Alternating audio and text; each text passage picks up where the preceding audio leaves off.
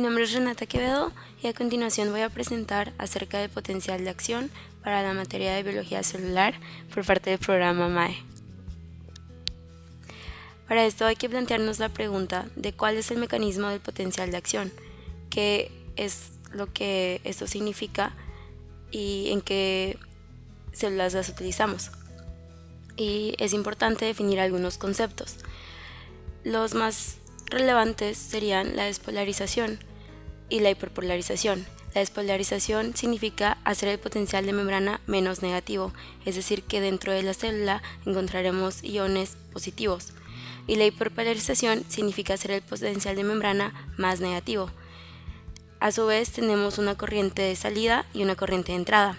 La de entrada refiere al flujo de carga positiva dentro de la célula y la de salida al flujo de carga positiva al exterior de la célula.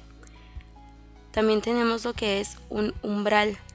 El umbral de membrana es el potencial en el que es inevitable la aparición del potencial de acción. Es decir, una vez que pasa este umbral, el potencial de acción se lleva a cabo y no hay manera de revertirlo.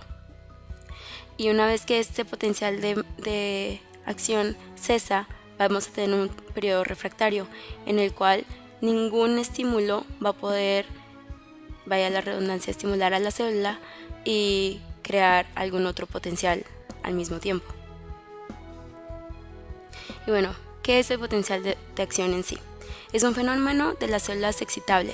Estas células pueden ser células musculares o pueden ser células neuronales, como las que vamos a ver más adelante. Es una variación rápida y transitoria del potencial eléctrico de membrana. Se van a medir en volts, milivolts, ya que, como he mencionado, es el potencial eléctrico. Y consiste en una rápida despolarización, que es una fase ascendente cuando sube, seguida de una repolarización del potencial de membrana cuando baja. En un nervio, este potencial de membrana, es decir, cuando la membrana no está para nada excitada, se llama potencial de reposo. También es importante entender las bases iónicas, cómo es que funciona este potencial de acción y referente a qué iones. Pues básicamente vamos a tener los iones de sodio y los iones de potasio, que van a generar flujos de cationes que van a resultar en la activación de dos tipos de canales iónicos regulados por voltaje. Como vemos en esta gráfica, tenemos los canales de sodio y los canales de potasio y cómo van a actuar en el potencial de la membrana.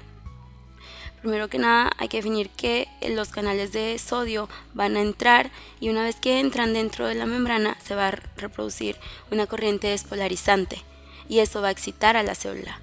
Una vez que cesan estos canales, los canales de potasio van a producir una corriente repolarizante, es decir, que la célula adentro va a estar positiva y afuera más negativa, lo contrario a lo que sucede con los canales de sodio.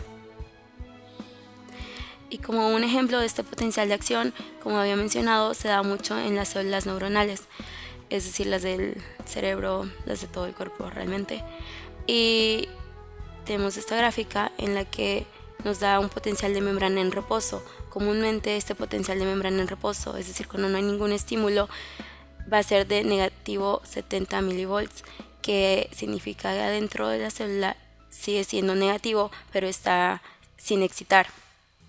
Una vez que es estimulada por el flujo de los canales de sodio, esto va a generar que entre el sodio a la membrana, a la célula, y va a crear el ascenso del potencial de acción, que aproximadamente es a negativo 60 milivolts, llamándose despolarización. Como tercer punto tenemos el umbral, ya mencionado, el punto de no retorno, y este es el que va a dar inicio al potencial de acción. Este umbral varía en células, pero en este caso es de positivo 50 milivolts, es decir, sube hasta su máximo por todo el flujo de los canales de sodio y llega hasta el punto más alto, digamos, de la gráfica.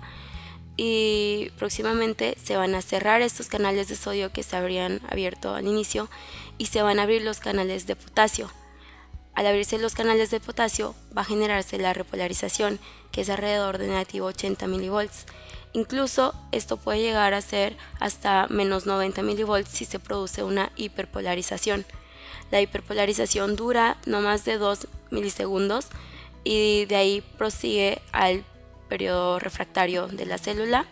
Una vez que está en el periodo refractario, este puede ser absoluto o no.